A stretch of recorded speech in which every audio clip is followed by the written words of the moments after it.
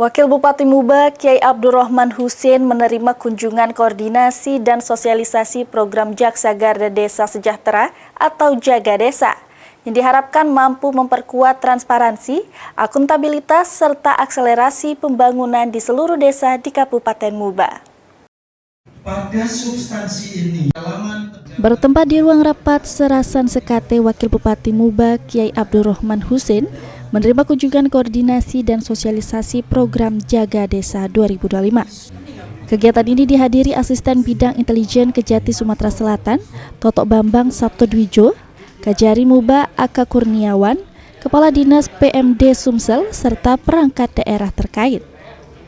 Melalui forum ini, pemerintah Kabupaten Muba dan Kejaksaan menegaskan komitmen untuk mendorong transparansi dan akuntabilitas pembangunan desa melalui program Jaga Desa.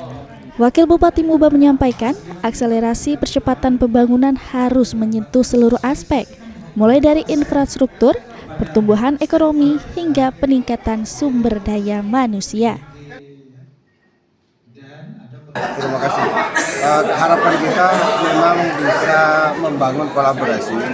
Semua program-program pemerintah desa ini bisa berkolaborasi dengan pihak-pihak terkait, terutama di Kejaksaan.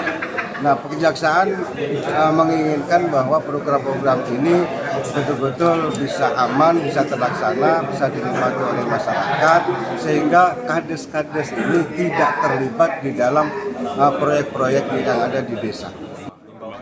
Sementara itu, Kepala Kejaksaan Negeri Muba Aka Kurniawan menegaskan kesiapan untuk mendampingi pemerintah daerah dalam implementasi program Jaga Desa.